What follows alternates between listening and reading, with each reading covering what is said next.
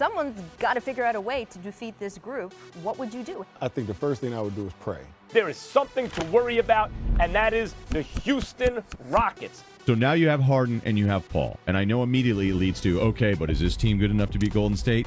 They are the first team that was bred to kill the Warriors. I mean, it's the only thing we think about. I think I'm not supposed to say that, but I mean, we're basically obsessed with how do we beat the Warriors.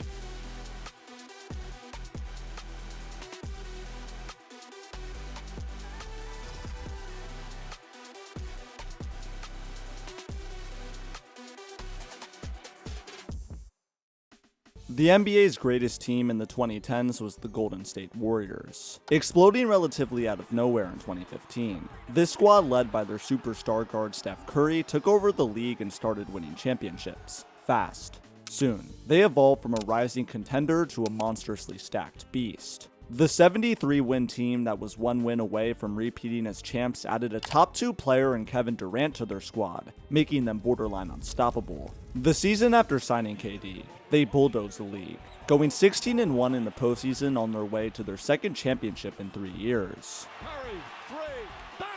LeBron stood no chance. The veteran Spurs, coming off their dynasty, had no shot. Neither did the Lob City Clippers. All bent the knee and were at the mercy of this cruel super team. That appeared to be the case, until one man in Houston conspired a devious plan to overthrow this unstoppable force, building a roster with the sole intention of beating the Golden State Warriors. This is where our story begins. This is the tale of the NBA's greatest rivalry.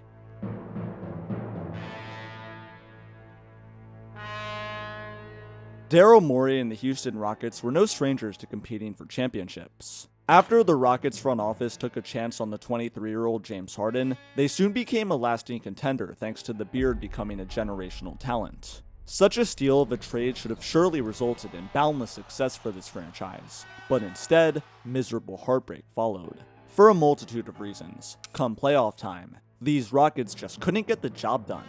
This was especially magnified in the spring of 2017, where a spectacular MVP-type season from Harden ended with a horrible low in the postseason. The Rockets, now with hopes of a possible championship run, got humiliated by the hobbled San Antonio Spurs in round 2 and 6. This series was a nightmare for James Harden. In Game 2, he shot 3 of 17 from the floor, and in Game 5, he imploded in crunch time, having his attempt at a game winner get swatted by a 39-year-old Manu Ginobili.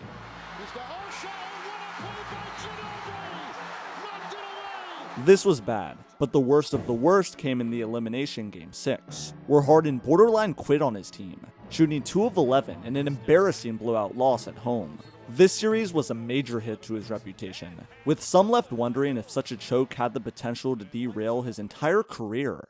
Yikes. Understanding all this misery is key, because it highlights the desperation the Rockets were facing entering the summer of 2017 and beyond.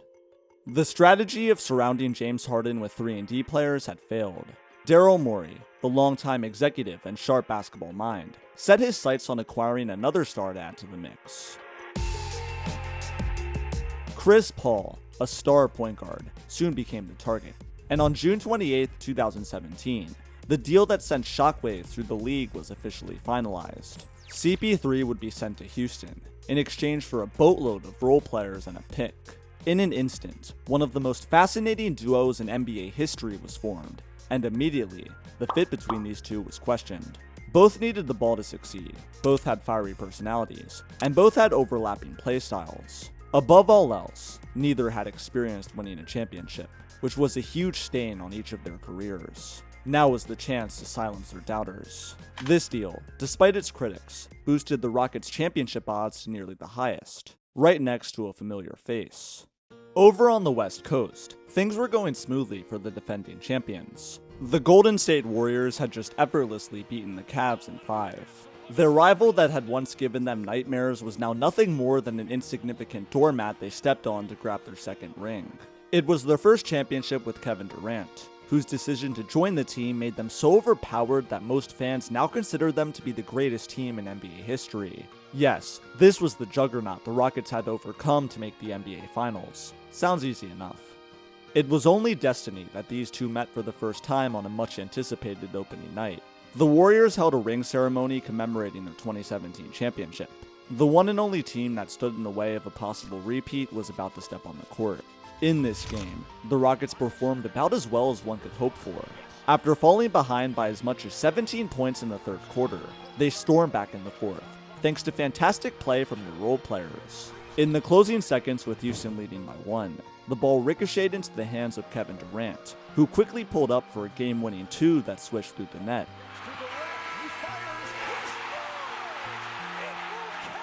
Confetti began falling, the Warriors started celebrating, and the Rockets hung their heads in shame.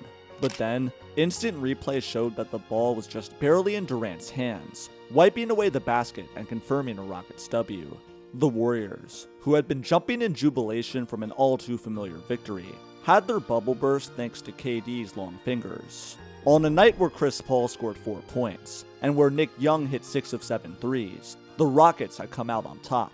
A resounding message had been sent that echoed throughout the basketball world. The unstoppable Warriors had finally met their match. Let's play ball. For the first time in 4 years, it wasn't Golden State that stood atop the Western Conference, but the Houston Rockets. They were led by the man who finally got his first MVP trophy, James Harden.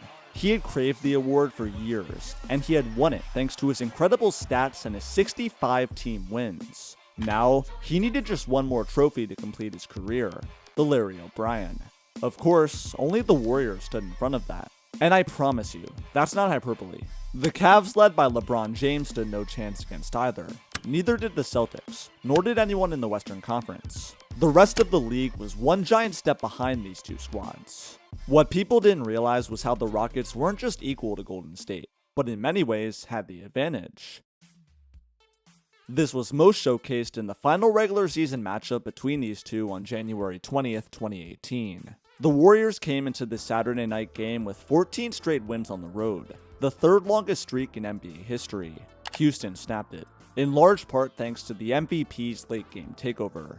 With just a minute left, Harden ISO'd Steph Curry, hitting him with a signature step-back 3 to put the Rockets up by 6. Then on the other end, he blocked Curry's 3-point attempt to seal the dub.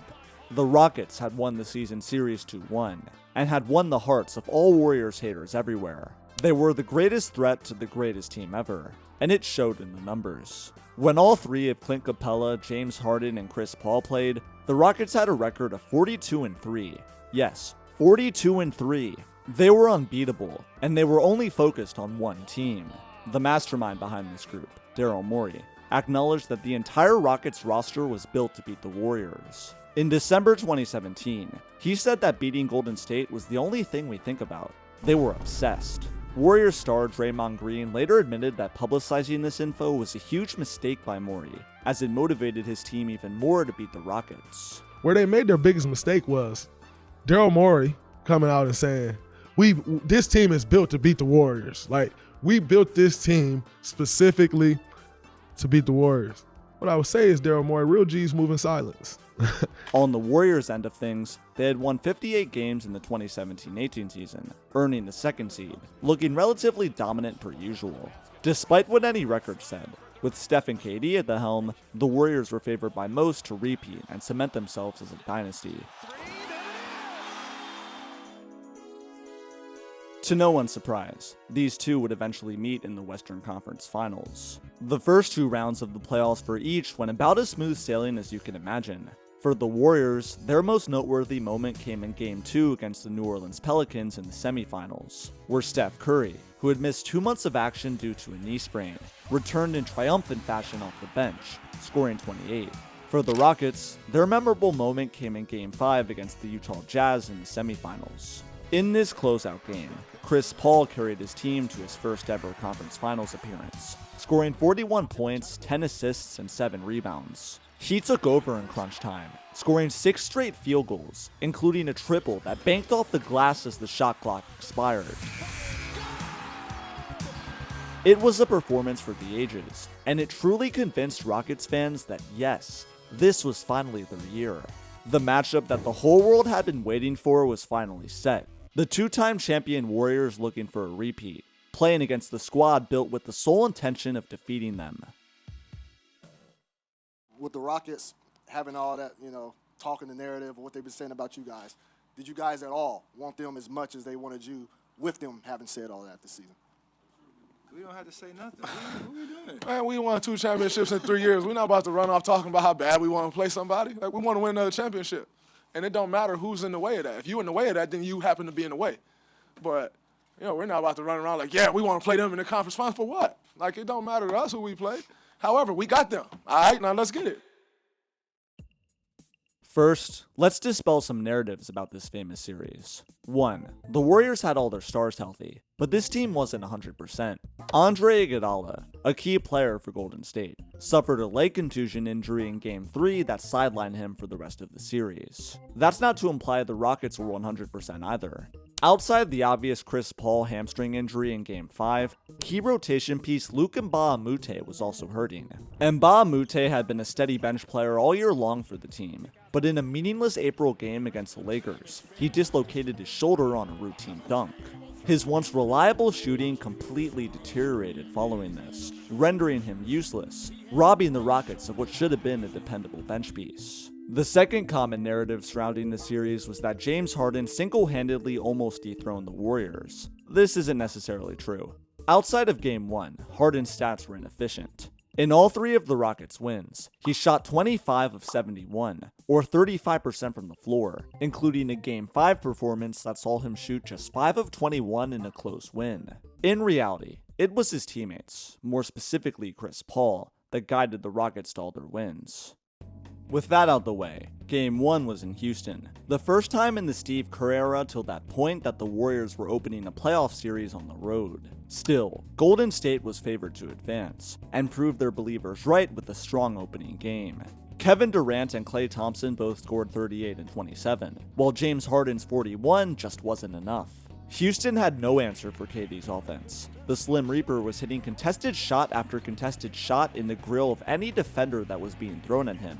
This stellar play combined with the Rockets bench shooting 2 of 13 made this an easy Warriors win. Game 2 was a must-win for the Rockets, as going down 2-0 heading back to Oakland was an insurmountable deficit. With their backs against the wall, they stepped up, destroying the Warriors to tie the series at 1. Eric Gordon stole the show with 27 points off the bench. Trevor Ariza and PJ Tucker were excellent too, both combined for 41 on 15 of 18 shooting. On the other side, KD was phenomenal again, but no one else helped him out. Steph Curry was quiet. He'd only put up 18 in Game 1 and 16 in Game 2. Luckily for the Warriors, in Game 3, he broke out of his slump, scoring 35 points in a massive blowout where the Warriors trounced Houston, winning by 41. Chris Paul played horribly, scoring just 3 points on 1 of 7 shooting in the first half. The lack of preparation the Rockets showed here was concerning. The Warriors' potent offense killed Houston's defense, and now Golden State needed just one more win in Game 4 to take a commanding 3-1 lead.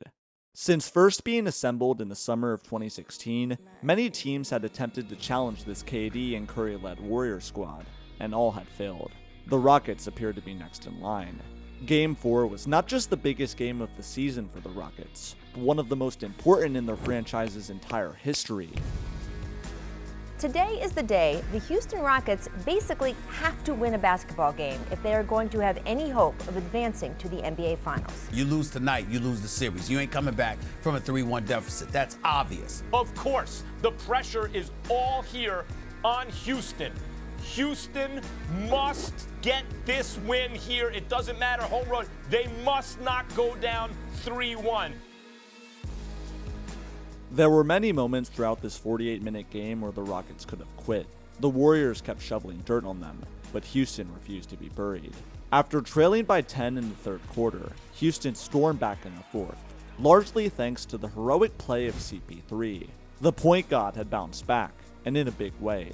He scored 27 points and made all the right plays, including clutch jumpers and excellent passes in crunch time. Once the Rockets took the lead, they never gave it up, playing lockdown defense on the Warriors' final few possessions to seal the win, tying the series at 2. They had done it. The Rockets had triumphed, their first ever playoff road win against the Warriors. And now, heading back home, they had a golden opportunity to regain all the momentum and put this series on ice. In Game 5, The Rockets entered with a level of swag that rivaled champions. Whether it was Gerald Green shooting a scorching 3 of 5 from distance, or Clint Capella blocking Draymond, or Harden throwing down crazy dunks, or even Chris Paul hitting the shimmy on Steph Curry, this team looked unbelievable. It all came down to the final minute, with the Rockets leading by just 1. If Houston held on and won this, all their wildest dreams would be on the brink of becoming a reality. Eliminating the Warriors was their ticket to a ring. Neither Cleveland nor Boston stood a chance. That meant a first ring for Daryl Morey, one of the greatest minds in the sport.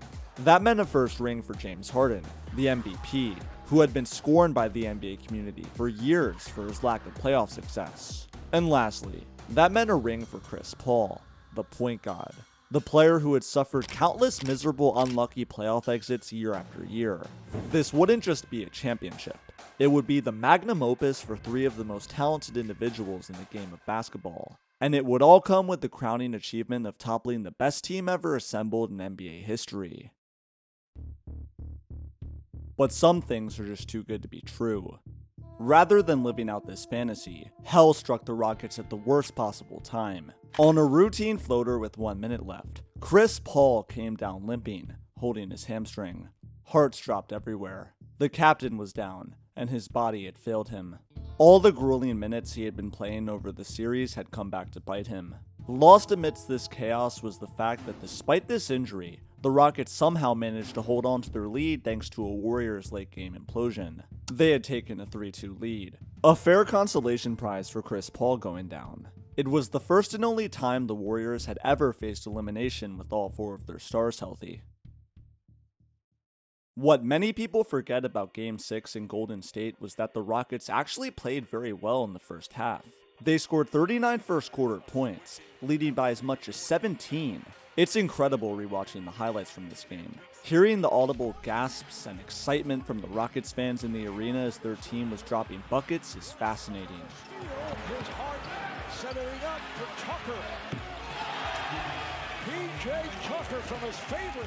The Warriors were being pushed towards the edge of a cliff, needing just one more shove to fall towards their embarrassing and pitiful death. But Golden State reminded Houston of who they were, outscoring the Rockets 66-25 in the second half to easily win Game 6, erasing any memory of this ever being a competitive basketball game. All eyes were now on Game 7 in Houston. This is where legacies were made. James Harden had the potential to cement himself as the man who toppled the Warriors without his partner in crime, which would have done wonders to his now controversial legacy today. On the flip side, if the Warriors lost, they'd be remembered as having an all-time meltdown. Kevin Durant would have been mercilessly torn apart for the rest of time, as would Steph Curry. Everything came down to one last game. Early on in Game 7, much was going in the Rockets' favor. Just 3.5 minutes in, Klay Thompson had already picked up 3 fouls, James Harden had canned 2 threes, and Eric Gordon, who was starting in place of Chris Paul, was rolling on offense. The Rockets looked quite nervous, but so too did the champion Warriors, who had 6 first-quarter turnovers. Houston led by 5 after 1. In quarter number 2, the Rockets continued their strong play, extending their lead to as much as 15. They were destroying the Warriors in every facet of the game. They out-rebounded them, hit free throws at a far better clip, outshot them from 3, and hustled harder. Kevin Durant and Steph Curry were invisible. Reggie Miller, who was live on the broadcast team, ripped KD, accusing him of being checked out. That man right there, he has to be better. Kevin Durant, I don't know what he is doing at both ends of the floor here. He's jogging back defensively. He's not boxing out. His offense is not there. He's 3 of 7 and 11 points. You gotta have better. You need better. Then, the Beard stole a pass from Draymond Green, raced down the length of the floor, and threw it down. This play right here was the peak of the James Harden era in Houston. In this very moment, it appeared like the Rockets were well on their way to a finals trip and a subsequent championship. James Harden was going to avenge his years of playoff misery in spectacular fashion, and cap off his MVP season with a ring. Kevin Durant later admitted in an interview to entering the locker room at halftime and wondering if this was it. Yeah, when we got down 15, we walked into that locker room like, oh shit, this can't be it. Like, we're losing with OCP. We had big dreams of just destroy the league and we're going to end up like this. But during this 15-minute intermission, something changed within both these squads. The Warriors gained a sudden burst of energy, while the Rockets, who had controlled the entire first half, had their powers inexplicably ripped away from them. The second half of this game is one of the most excruciating, heart-wrenching 30 minutes of play I've ever seen. To this day, I watch this game over and over, and each time, I'm left speechless by how it all transpired. First, let's address the obvious. The refs in this game were horrible. Scott Foster and his crew made a series of terrible calls and lack of calls, mostly benefiting the Warriors. Whether or not this was deliberate is up for debate, but what is for sure is that there were at least 9 missed foul calls that destroyed any momentum Houston was trying to build up. The refs missed obvious illegal screens set by Jordan Bell, and ignored clear fouls on James Harden's three-point attempts. It was so obvious that broadcaster Chris Webber called it out on multiple occasions live. How about the screen, though, by Jordan Bell? The moving screen? Well, I didn't hear a whistle, so apparently it was a good screen. Oh, yeah, I'm just calling it like I see it, though. That's what we paid to do. Outside of officiating, as the minutes ticked by in the third quarter, something alarming became clear to the millions of viewers watching around the globe. The Rockets were missing threes at a frightening rate, while the Warriors were starting to hit theirs. 8 minutes went by, and the 11-point lead that the Rockets had established had evaporated. Golden State was now in front. Once on top, the Warriors started going on a tear, embarking on a devastating 15-2 run that sent the arena into a complete shock. Steph Curry annihilated Houston's defense, specifically targeting Ryan Anderson, the old and slow veteran, putting him in the blender. Curry fires for three. Yes! They are on fire! Head coach Mike D'Antoni was rocked in fear, while Chris Paul was enraged on the sidelines, slamming his hand down on the bench in utter disbelief. All he could do was helplessly sit and watch, as his one and only chance at a championship was slowly slipping from his grasp. Pure mental torture, much to the delight of the Warriors. The team with the best offensive rating in the league scored just 15 points on 6 of 25 shooting in the third, compared to 33 from the defending champs. By the fourth quarter, the writing was already on the wall. The Rockets had collapsed in historic fashion. They had infamously missed 27 straight three-pointers, the most in a row ever by any team. They had crumbled from sheer exhaustion. Without Chris Paul to playmake on the floor, Houston's already fatigued players didn't have the stamina required to create their own shots. On the other hand, Golden State did exactly what they needed to do, and came away with the victory thanks to their flawless execution under pressure. In a game where the Warriors were favored, somehow, their eventual victory still ended up being stunning. Trevor Ariza shot 0 of 12, Gerald Green was 1 of 7, and Ryan Anderson was abused on defense. James Harden was inefficient, shooting 2 of 13 from 3. He had squandered his chance at greatness. In the end, no one remembers Houston's early 15-point lead, or the bad officiating. All they remember is who came out on top, and the 27 missed threes. History is written by the victors, and the Golden State Warriors earned their ticket to the finals, later winning it all, and officially becoming a dynasty. Even now, the Rockets have never gotten over this loss. Nearly 8 months after the fact, Daryl Morey said he was still processing it, and a year and a half later, he said that if you replayed the series, they would have won it 60 to 70% of the time. Good coat, buddy. Entering the 2018-19 season, though, Houston had a chance to redeem themselves against a far more beatable Warriors team. Both the 2019 Warriors and Rockets were far less dominant than they were a year prior. The impact of Golden State's supporting cast diminished severely thanks to aging, while beef between Kevin Durant and Draymond Green plagued the locker room. The Warriors, who once looked unstoppable, appeared vulnerable for the first time in years. On Houston's end, Chris Paul declined significantly as a result of the hamstring injury. That, along with injuries to other players, forced James Harden to carry a huge load offensively. Similarly, Houston's already weak depth had gotten worse thanks to the loss of Trevor Ariza in free agency. By the time the playoffs rolled around, Golden State was favored to win the West. However, it wasn't uncommon to find fans who believed that the Rockets could capitalize on the Warriors' turmoil, especially with how well James Harden had played against the Warriors at various points throughout the season. Down to 3, down to 2, it's a 3. Good! Good! He got it! James Harden, a flamethrower! Incredible shot! Sure enough, in round 2, they met once more. The result was somehow even more humiliating for Houston. The injury bug, which had struck the Rockets in 2018, hit Golden State just as hard in a crucial Game 5 where Kevin Durant suffered a calf injury. Arguably the best Warriors player was knocked out, but Houston failed to take advantage. With the series then tied at 2, the Rockets dropped 2 in a row to a KD-less Warriors to lose the series. The backcourt of Steph and Clay eviscerated CP3 and Harden, combining for 112 points together in Games 5 and 6. In the closeout Game 6, Steph Curry stole the show, scoring 33 second-half points after going scoreless in the first. The Splash Bros took over in the clutch, sending Houston to Cancun with a series of gut-punching threes. On the contrary, Chris Paul completely disappeared. In the crucial Game 5 that Houston lost, CP3 shot 3 of 14, which was a back-breaking performance. James Harden played well, averaging a stellar 35 per game in the series. It's just that the Rockets' supporting cast had completely deteriorated around him. This was an all-time embarrassment for the Rockets franchise, and yet another flexing of the championship muscle by the Dynasty Warriors. After Game 7 of the 2018 Western Conference Finals, both these franchises went down 2 very different paths. The winners, Steph Curry and the Warriors, steamrolled to ring number 3, then after regrouping, won a 4th in 2022. On the flip side, the Rockets, led by James Harden, never again reached their elite 2018 form, suffering 2 straight second-round exits, then getting hit with a James Harden trade request. In short, the winner of the 2018 Western Conference Finals went down the path of endless praise and glory, while the loser ultimately faced implosion and failure. The butterfly effect was crazy.